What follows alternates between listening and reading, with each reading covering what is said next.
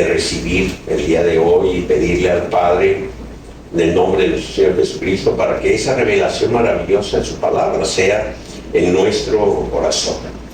En la carta que escribe el apóstol a los Efesios, y quiero recordarles, los Efesios pues era un pueblo gentil, ¿sí? No eran judíos, pero ya había varios que se habían convertido a Cristo. Pero era un tiempo donde todavía se vivía una situación muy fuerte, que todavía hoy en la actualidad se sigue viviendo, inclusive dentro del mismo cuerpo de Cristo, que es la iglesia, de una enemistad generada o creada por un aspecto que hace mucho daño en el ser humano, que es el orgullo espiritual. El orgullo espiritual es algo que no permite ver lo que realmente hay en nuestro corazón, no permite ver nuestras faltas, nuestros errores, porque el orgullo espiritual le lleva a uno a ver únicamente los errores de los demás, las faltas de los demás, considera que uno está bien, los demás están mal, etc. Y esto pasaba en los tiempos del Señor. Pero vamos a la palabra. Efesios capítulo 2, versículo 12. El apóstol Pablo le escribe a los Efesios, está hablando precisamente de este tema de los gentiles y de los judíos, de la enemistad que había, de lo que sucedía en ese entonces, y les dice a ellos: ustedes que estabais en aquel tiempo apartados de Cristo, excluidos de la ciudadanía de Israel, dice, y extraños a los pactos de la promesa, no teniendo esperanza y sin Dios en el mundo. Debemos de recordar que Dios creó al pueblo judío, ¿sí? Lo formó con un propósito específico. Y dentro de ese propósito, que era precisamente la venida de nuestro Señor y Salvador de ese pueblo, Dios hizo estos pactos, los pactos de esta promesa, y estableció esas bendiciones sobre el pueblo, y le dio una serie de ordenanzas durante todo ese tiempo hasta la venida de Cristo. Los judíos, lamentablemente, se fueron llenando de este orgullo espiritual del cual les menciono. Cuando nosotros leemos la ciudadanía de Israel, efectivamente todo aquel que nacía dentro del pueblo judío pues tenía esta ciudadanía. Hoy hablamos de una ciudadanía espiritual, lo queremos entender desde ese punto de vista. Nosotros pues éramos considerados gentiles para los judíos, ¿sí? No somos judíos, no, salvo alguno que venga de una línea directa del pueblo judío, pero si no, pues no lo somos, ¿sí? Como tal. Y en aquel entonces pues ellos recuerdan cómo inclusive, por ejemplo, con los samaritanos, que eran parte de ellos, los rechazaban, no se juntaban con ellos, no hablaban con los samaritanos, y todo por ese orgullo espiritual. O sea, ellos adoran a Dios en un monte, nosotros lo adoramos en el templo, nosotros tenemos esa verdad. Claro, había promesas, las promesas, estaban esos pactos que Dios había hecho. El mismo apóstol Pablo, cuando escribió a los romanos en el capítulo 9, versículo 4 de esta carta a los romanos, les dice que, hablando precisamente de los judíos, a los que Pablo, pues como judío, consideraba hermano, cuando dijo que él quería ser inclusive anatema para Cristo, con tal de que ellos le conocieran a Cristo, le alcanzaran. En el versículo 4 él dice, quienes son israelitas, de los cuales son la adopción, la gloria de los pactos, la promulgación de la ley, el culto y las promesas. Y todo esto hacía que ellos se llenaran, de ese orgullo espiritual que hace tanto daño, ¿no? Los judíos, o los de la circuncisión, como se hacían llamar ellos, ¿sí? Se autoconsideraban No es que Dios los considerara, sino que ellos se autoconsideraban a sí mismos como puros, como limpios, ¿sí? Pues debido a esa herencia, vamos a decir así, por ser judíos, y a sus ceremonias religiosas. Entonces, ¿recuerdan cuando Jesús les llamó sepulcros blanqueados? ¿Sí? Y ustedes son como sepulcros que por fuera aparentan ser, sí, pero por dentro están llenos de... ¿Cuántas veces el Señor estuvo atacando todo esto? De hecho, el Señor mismo, la más grande revelación que dio a alguien que no fuera su discípulo, la más grande revelación se la dio precisamente a una mujer, y una mujer samaritana. ¿Sí? ¿Recuerdan cuando fue al pozo específicamente el Señor y llegó la mujer samaritana y le pidió agua, y el Señor le dijo, si tú tomaras del agua que yo te daré, el agua, ¿sí?, de vida, no volverás a tener sed, ¿sí?, nunca jamás. Y llegará el tiempo, llegará la hora, dice, el Padre está buscando adoradores en espíritu y en verdad. Y ha llegado la hora, ya no adorarán en un monte ni en un templo, sino ahora los verdaderos adoradores lo harán en espíritu y en verdad. Esta es una de las grandes revelaciones que nuestro Señor Jesucristo dio, y no se la dio a sus discípulos, no se la dio a Pedro, no se la dio a Juan, se la dio a una samaritana, a una mujer que ningún judío se atrevería ni siquiera a acercarse a ella, y menos con bueno, sí, lo que habla la palabra de que era esta mujer, ¿no?, de todo lo que se sabía de ella. Sin embargo, el Señor rompió con todo esto para mostrarles, para enseñarles, ¿sí?, que precisamente lo que Él nos dijo, Él dijo que Él era, sí, nuestra paz. Vamos a leer ahí, lo leemos en Juan 16:33.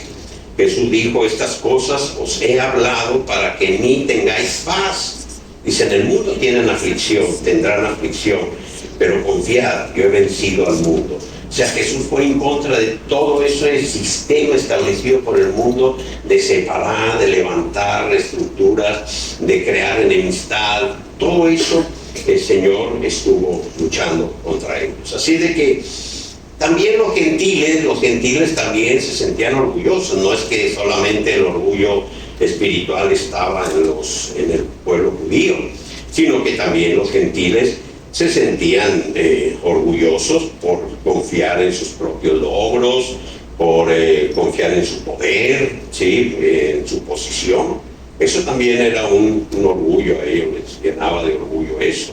Y a final de cuentas, como lo dice Pablo y lo conocemos nosotros, tanto judíos como gentiles, ambos, ¿sí?, necesitamos, ¿sí?, ser redimidos por la sangre del Cordero. Si no, igual de impuros eran unos que otros.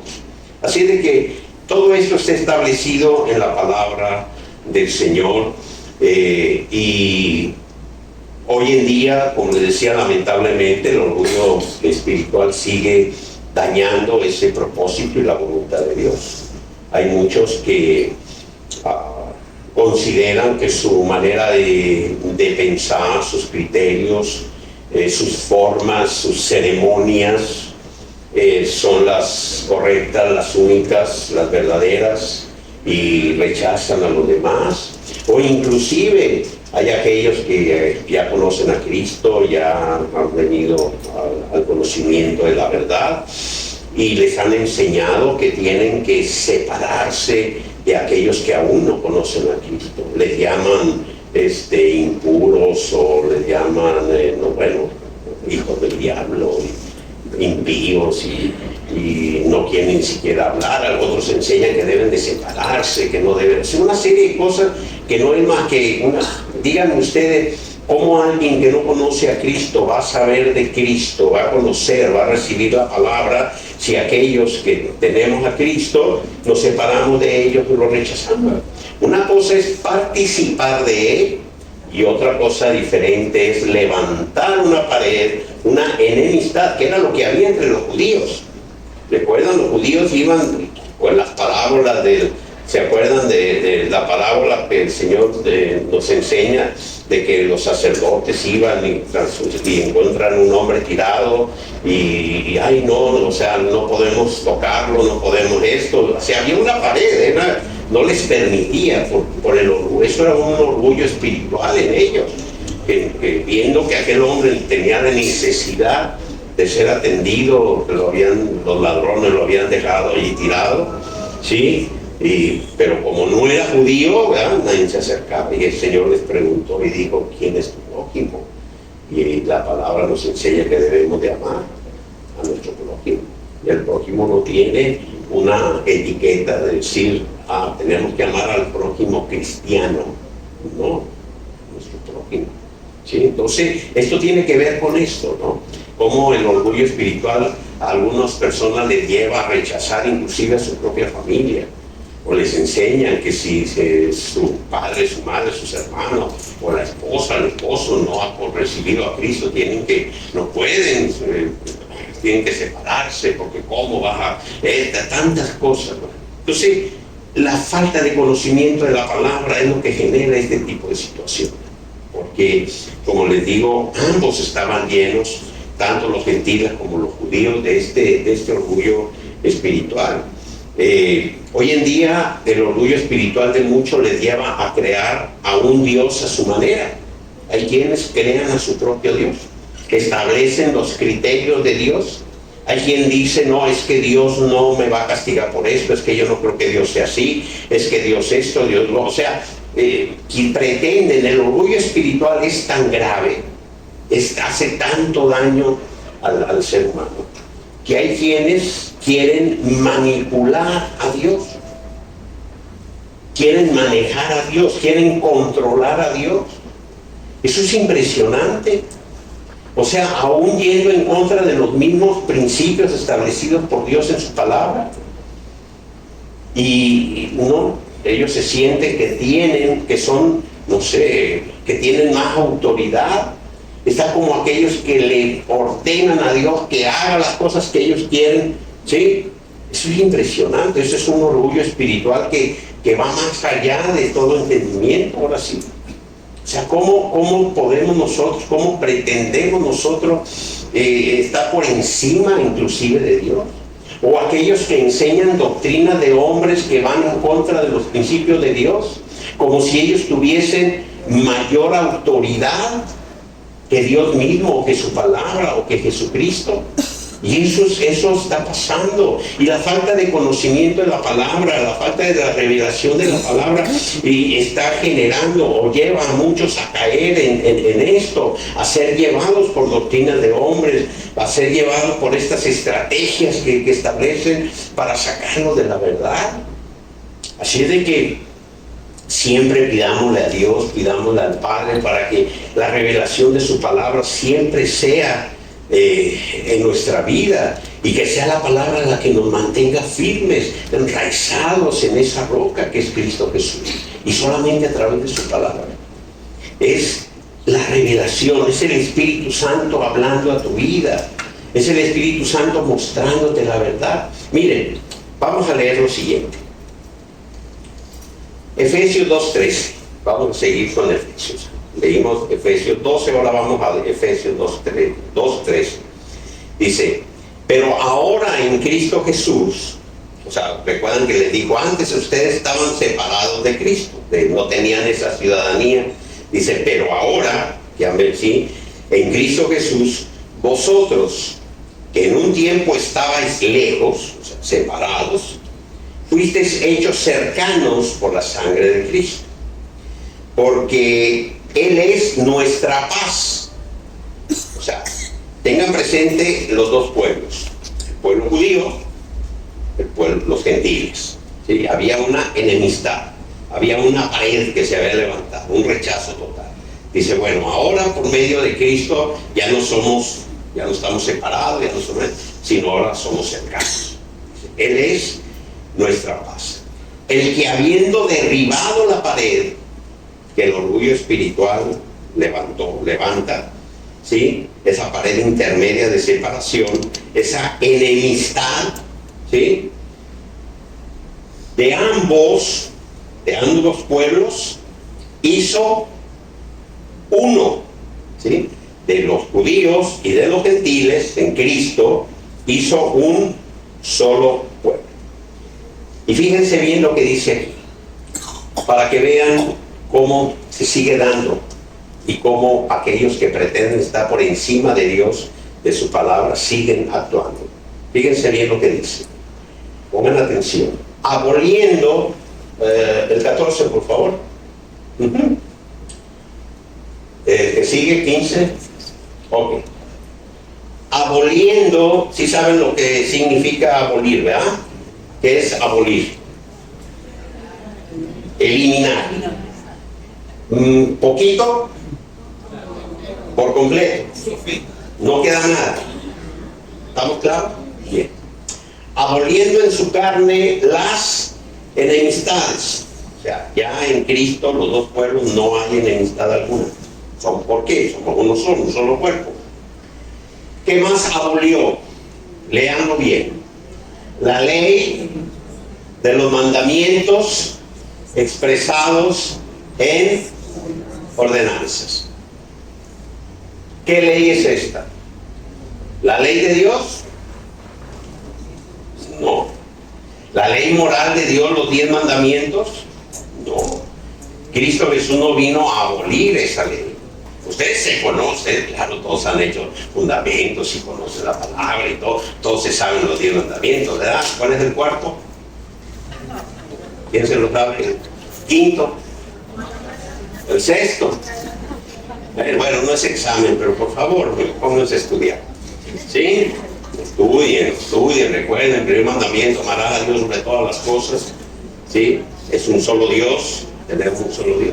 No te harás imagen alguna de lo que hay en el cielo y en la tierra, ni te inclinarás a ella, porque eso es abominación delante de ti. Y de ahí empiezan los mandamientos. Luego, bueno, esos son la ley moral de Dios, los mandamientos que dio Dios a Moisés. Pero después vinieron una ley de mandamientos, ¿de qué? Como dice ahí, expresados en qué? En ordenanzas. ¿Cuáles son estas ordenanzas? Que tienes que guardar el sábado, desde que se mete el sol del viernes hasta que se meta el sol del sábado. Que no puedes comer la rica morcilla carapura. ¿Cómo es? Carupanera, que no puedes comer morcilla, pues de donde sea.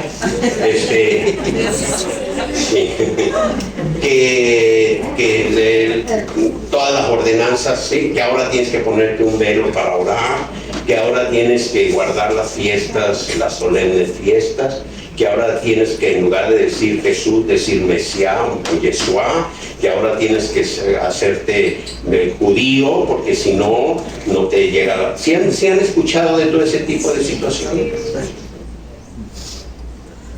Y el orgullo espiritual lleva a muchos a señalarnos. ¿Sí? Díganme cuando a mí alguien me ve en un restaurante comiéndome una morcilla de esas. Esa de ser de Casa Alabanza, pues claro, es el pastor. No, es que en el Antiguo Testamento está escrito. Ajá, pero en el Nuevo está escrito que Cristo Jesús abolió la ley de los mandamientos expresados en decretos.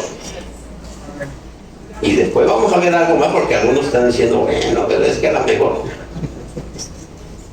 ¿Sí?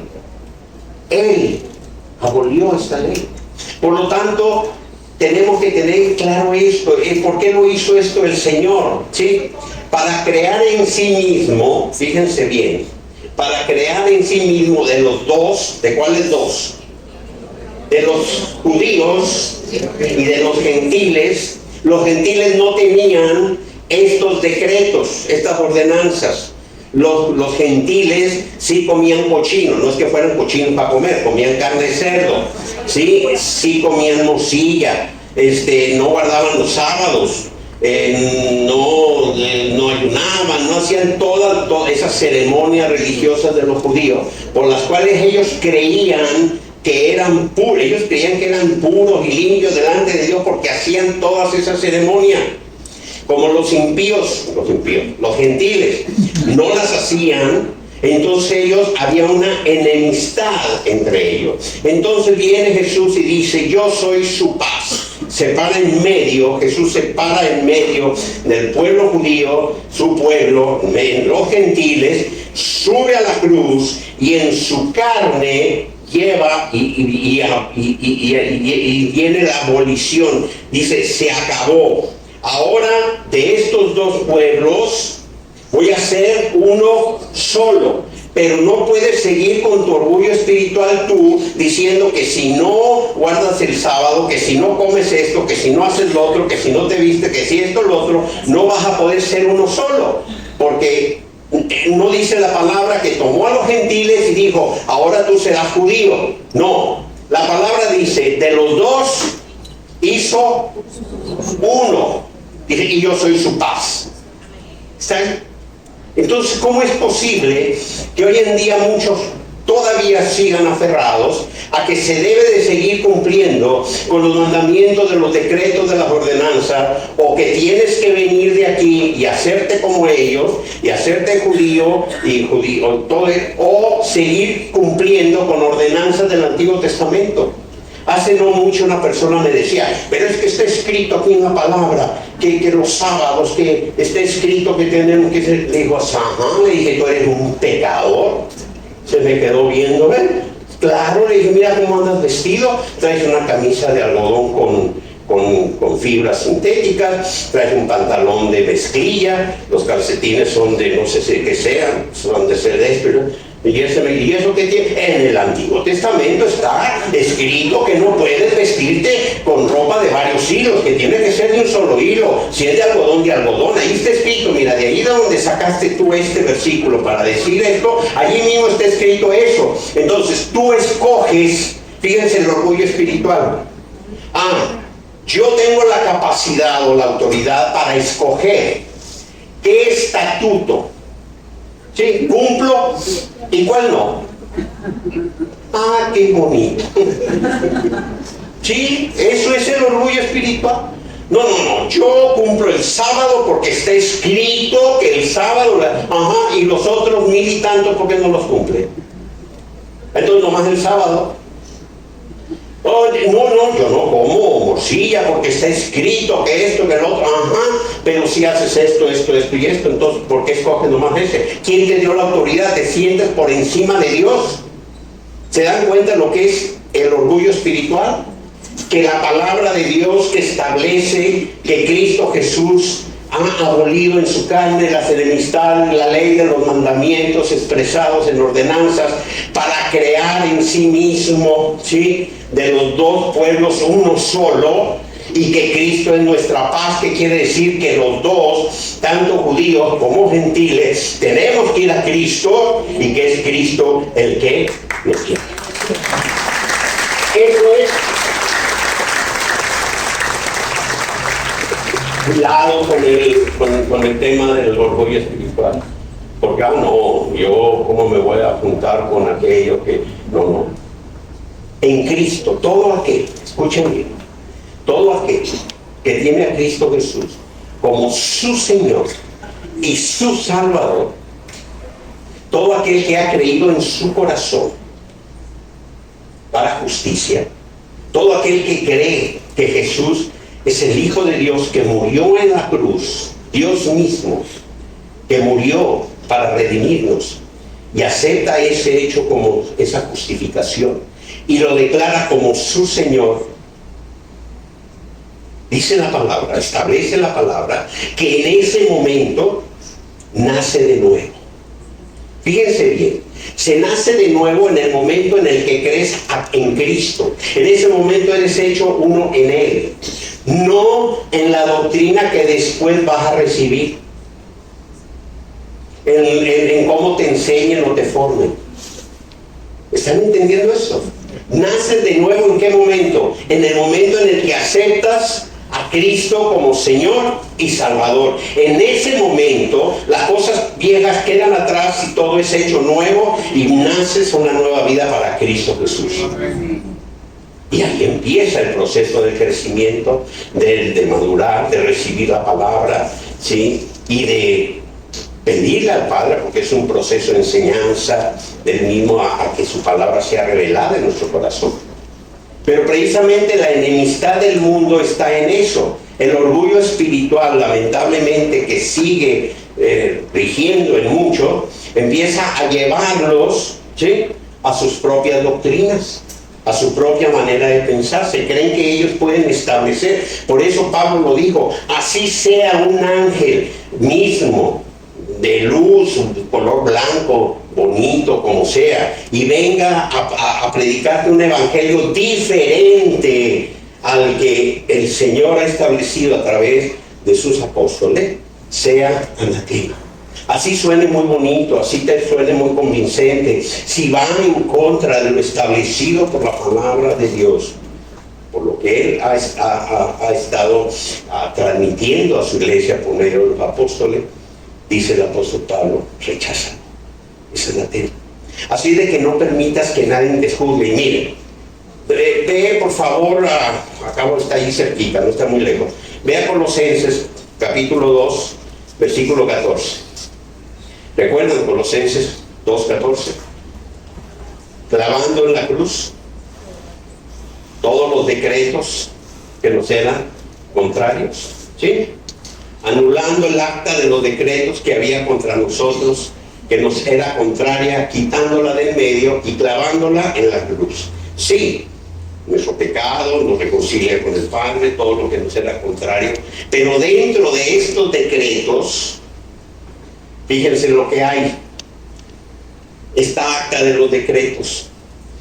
En el siguiente versículo, no pierdan de atención este versículo. En el siguiente versículo, que es el 15, habla de los principados y potestades que fueron exhibidas públicamente, ¿sí?, en este mismo acto. Versículo 15, pónmelo por favor, muchacho. Ya está, gracias. Dice: despojando a los principados y a las potestades, los exhibió públicamente, triunfando sobre ellos en la cruz. Siguiente versículo: por tanto, ¿sí dice por tanto? Sí. ¿Por tanto de qué? ¿Qué significa esto? Del 14, ¿qué dice del 14? Aboliendo, ¿sí?, el acta de los decretos que nos era contraria. Por tanto, o sea, porque Él lo abolió en su carne, nadie os juzgue en comida, en bebida, o en cuanto a días de fiesta, en sábados, en esto, en lo otro, o en luna nueva, o en días de reposo, etcétera, etcétera, etcétera. Más claro que eso. Entonces nos preguntamos: ¿por qué hay personas que han nacido en la doctrina, en el conocimiento de la palabra, y terminan siendo arrastrados por doctrinas de hombre a practicar lo que Cristo vino a abolir? Ya. ¿Son nuestros hermanos en Cristo? Sí, todo aquel que acepte a Cristo Jesús en su corazón, sí. Fue de dos pueblos, uno con sus ceremonias y con todo esto, y de otro con su orgullo de que su manera de pensar y todo. Bueno, de esos dos pueblos en Cristo hizo uno solo. Él es nuestra paz. Y quitó y abolió el acta de los decretos de las ceremonias, y abolió todo aquello que nos era contrario, todo este fruto del pecado. O sea, no es solamente del lado de los judíos, está hablando de los dos pueblos. Para hacer la paz. Dice: ahora yo soy su paz. Ya no andes con de que, no, es que es como yo digo. No, ve a Cristo. Ve a ver qué es lo que Cristo te dice, qué es lo que Cristo hizo por ti, qué es lo que Cristo estableció, qué es lo que Cristo en su palabra tiene para nosotros, no lo que tú creas que va a ser, o lo que tú creas que debe de ser. Nuestra paz es Cristo, ¿sí? Entonces esas enemistades, esas cosas, esas diferencias, ¿sí?, ve a Cristo. Es Él Entonces, Él reveló esta palabra. Si quieres, seguimos adelante en este versículo. Bueno, en el versículo 16 de Colosenses, vamos a ver, dice así: por tanto, nadie os juzgue en comida. Y el 17 dice: lo cual es sombra de las cosas venideras, pero la realidad es de Cristo. Esos mandatos, todos esos decretos que había en el Antiguo Testamento, era solamente una sombra. Era algo que fue establecido por Dios con un propósito en ese momento para los judíos, porque era como el haya para cuidarlo de muchas cosas.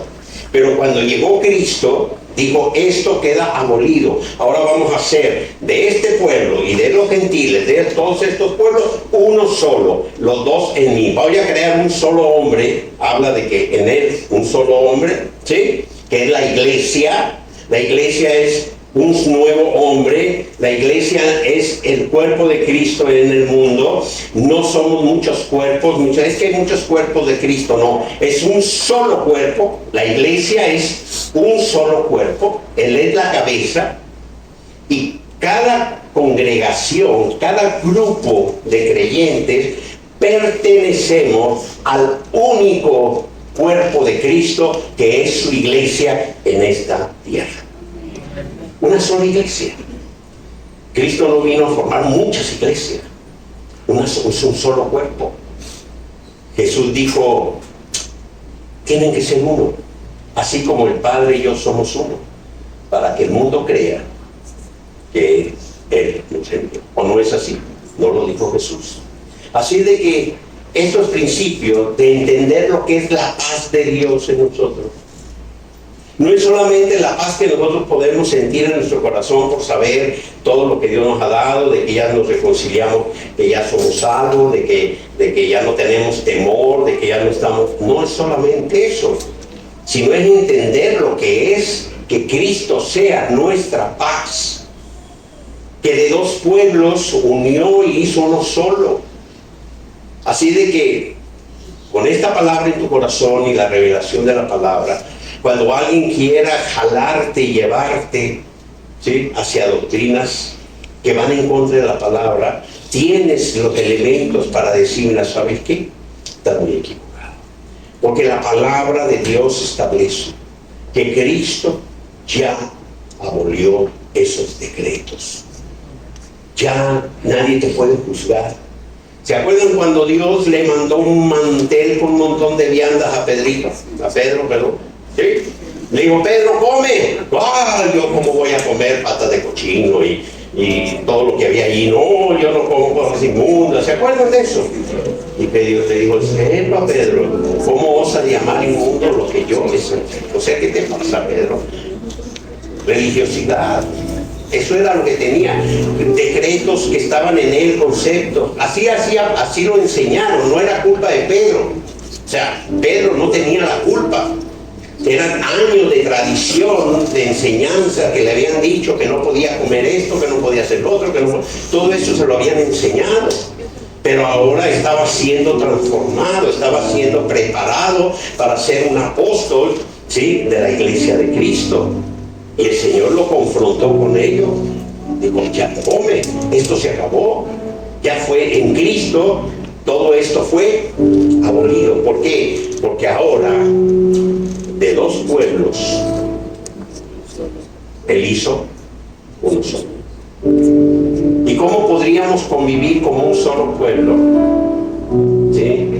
Donde, no, pero tienes que cumplir con mis... ¿sí? ¿Qué sucede voy a aprovechar ahorita que estamos hablando un poco de matrimonio? ¿Qué sucede en un matrimonio?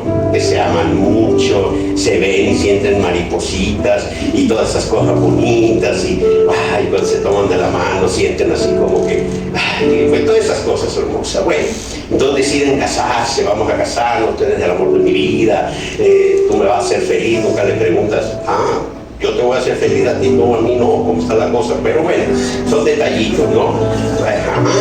Ya, todo bien, termina la luna de miel, etcétera, etcétera. Algunos no llegan, no terminan la luna de miel, pero bueno, la mayoría sí. Luego ya llegan a su casa y empieza el hombre, ¿no? Oye, para que no se pongan bravas las demás mujeres, ¿no? Empieza el hombre, sí, bueno, mira, ahora aquí las cosas van a ser así. El desayuno es a tal hora, yo desayuno esto y esto es lo que vamos a desayunar. Porque así me enseñó mi mamá. Además mi mamá hace los huevos así, y así los tienen que hacer, porque no hay otra forma de hacer los huevos más como los hacía mi mamá. Y el café me lo tienes que servir así a esta temperatura, porque así me lo, si no, no. Y empiezan las... Y oye, pero espérate, se supone que nos casamos para ser uno, vamos a ponernos de acuerdo, yo también sé hacer huevos, vamos a ver si no, los huevos son como mi mamá me los hacía a mí.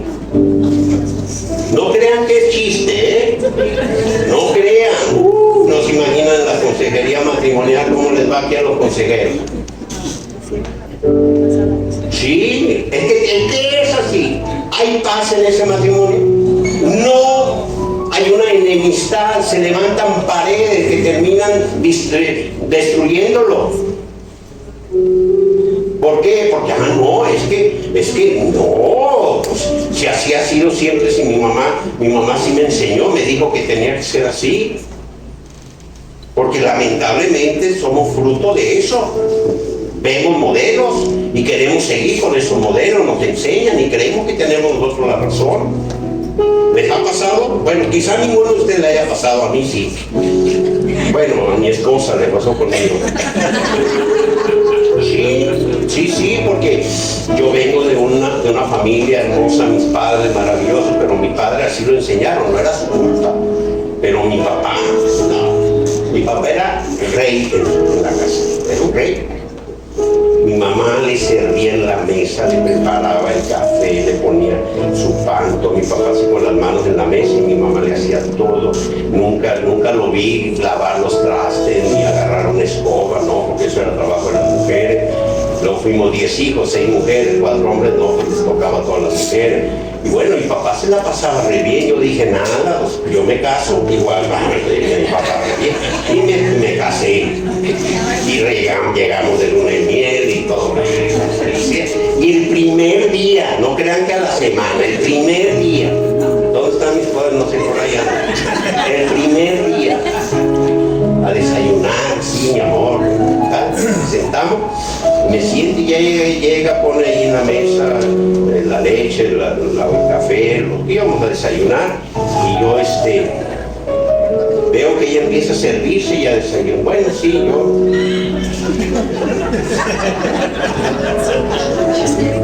Le dije, ¿qué pasó? Me dijo, ¿de qué? Le digo, ¿por qué no me sirves mi café? Me dijo, no, pues ahí está, sírvetelo tú. Ya empezamos mal. O sea, ¿y ella por qué? Claro, ella en su casa no, en su casa ponían todo en la mesa y con mi suegro se preparaba el café. ¿Qué falsa doctrina es esa? A ver. Me dijo, no, sírvetelo tú.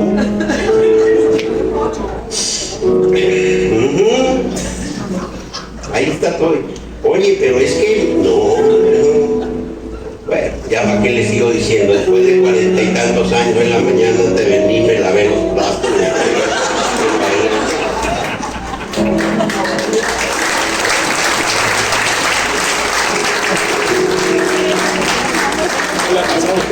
Pero soy feliz y ella también. Hay paz en nosotros. No se vayan a poner bravos conmigo los hombres si los ponen a lavar los platos mañana. ¿No? Pero este es un ejemplo muy, lo pueden entender.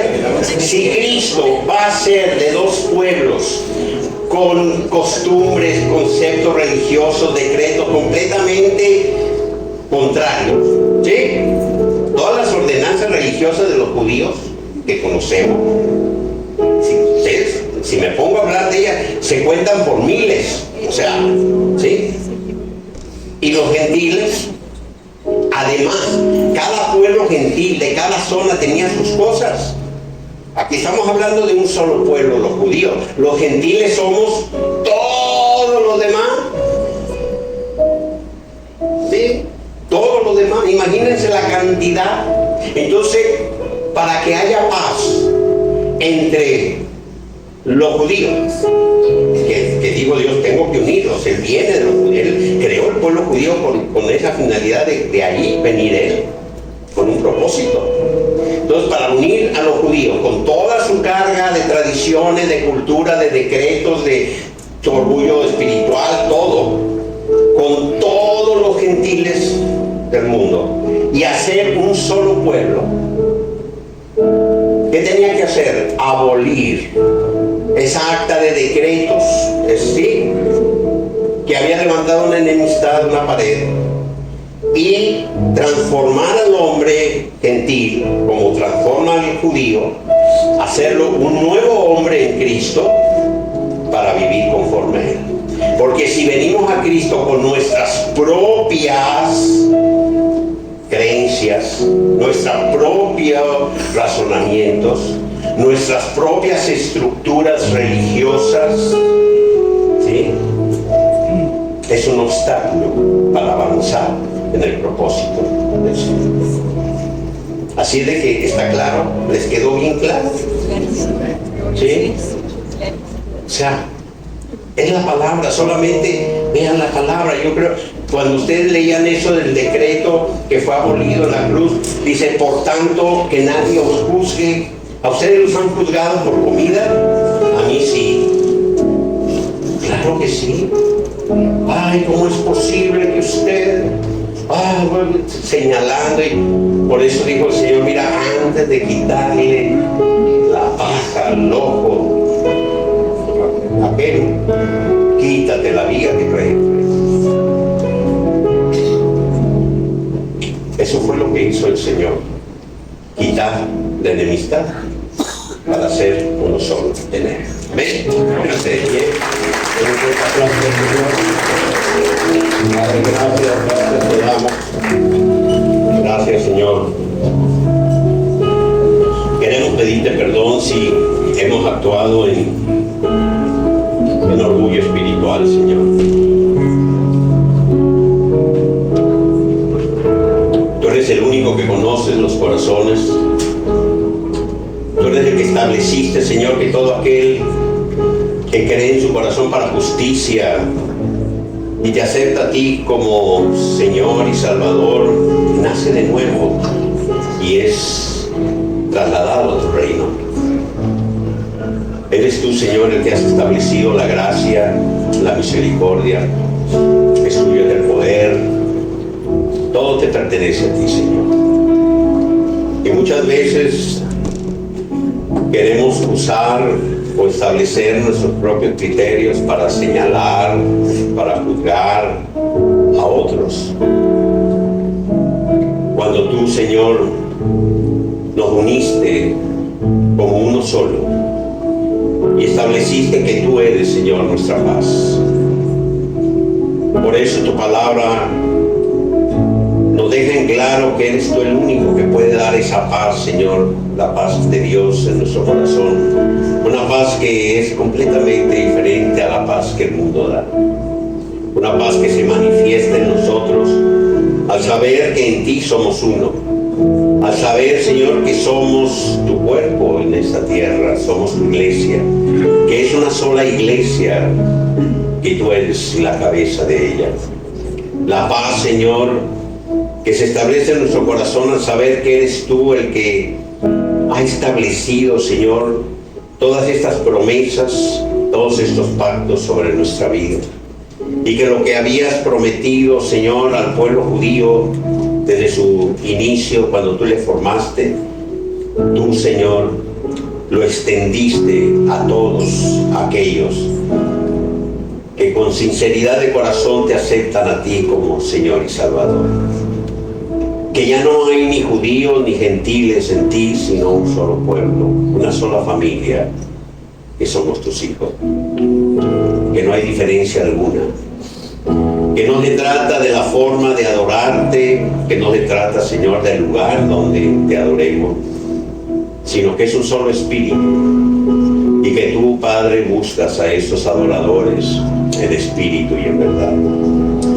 Te damos gracias por tu palabra, Señor, por la revelación de ella en nuestro corazón, por todas estas bendiciones, estas promesas maravillosas que nos has dado en Cristo. Y te pedimos, Padre, que todo aquel que está siendo tocado por tu Santo Espíritu, no solamente en este momento, en este lugar, sino a través de esta palabra tuya, Señor, que se transmite a través de todos los medios. Si cualquiera que en este momento siente en su corazón esa necesidad de abrirlo, porque siente que tú le estás llamando, que tú estás tocando a la puerta, Padre, sé tú, como lo has hecho en todos, sé tu Santo Espíritu, Señor, llevándole esa convicción de pecado, de arrepentimiento, para que al aceptarte a ti, Cristo Jesús, como Señor y Salvador, venga a ser parte de este único pueblo que es en ti, Señor, de esta familia que es tu familia, oh Dios. Oramos, Padre, para que sea tu palabra revelada en su corazón, de cada uno de los que nacen de nuevo, los que les lleve al conocimiento pleno de la verdad, de tu amor, de tu gracia, de tu misericordia. Padre, a ti te damos toda la gloria, te damos la honra, oh Dios,